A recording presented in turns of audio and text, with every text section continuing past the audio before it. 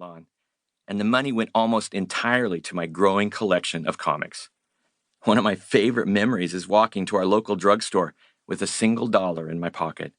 The possibilities, situated on the comic book rack, seemed endless. I could buy regular comics for $0.25 apiece, or I could invest in a double volume, something like Superman Family, for 60 cents or so. No matter how long the choice took, it was certain that I would peruse through everything on the rack, reading most of them while I stood there, finally settling on just the right selection. Looking back, I am amazed that the drugstore owner was so patient. I was never reminded, "This is not a library." I was never chastised for loitering. Perhaps because they knew that I would be buying something. It was inevitable.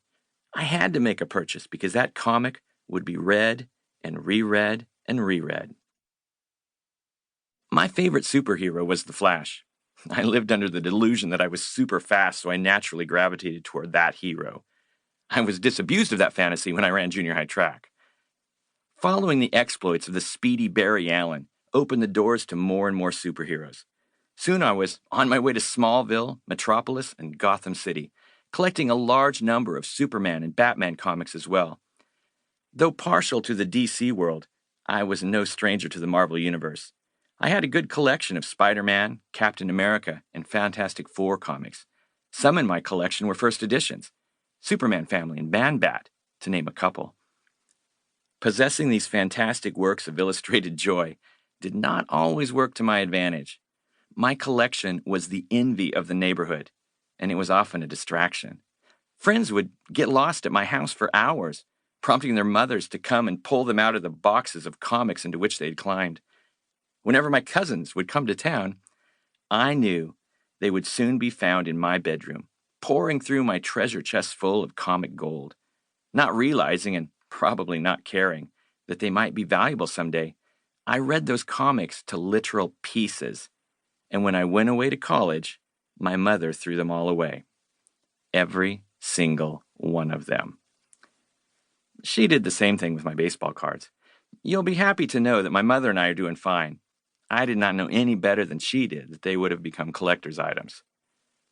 But that is not the most important thing about me. The most important thing about me is that I am a follower of Jesus. I first heard the gospel of Jesus Christ as a child, and I became a Christian at a young age, though I cannot tell you exactly when. I went to church every Sunday and lived a largely stagnant Christian life, staying out of trouble, but not really maturing much. And then I went to college. Most people would not choose a secular school like Oregon State University to get serious with the Lord, but that is what I did, and in God's kindness, it was all part of His plan for me. I got involved with the campus ministry, the Navigators, that changed my heart and my life. Bible study was a joy. Working with others for Christ's kingdom became my passion, and Jesus grew in magnitude in my understanding and life. I became convinced, and still am, that Jesus Christ is the most compelling, interesting, and remarkable person who ever lived. He is exactly who He claimed to be, precisely who the Bible teaches that He is, God in the flesh, the King of Kings and Lord of Lords. He owns me because He created me, died for me, bought me, and reigns over me. In every way possible, I owe Him my life. I went on to attend seminary and then later to teach at Western Seminary in Portland, Oregon. I love every minute of my job, except grading papers and attending faculty meetings. I get to work with and teach people committed to Christ and willing to serve Him wherever He would have them go. It is fantastic. And I still love comic books. Superheroes are still a lot of fun, whether their stories are told in print, cartoons, television dramas, or movies. I have enjoyed almost all of them. The Avengers, Iron Man, Thor, Ant-Man, Superman, Batman, Spider-Man, Arrow, The Flash, Daredevil. Television and movie content lately has been a comic lover's dream. But I have not just been amused and entertained. I have also been paying attention and have realized that there is something in the world of superheroes that transcends mere escapism.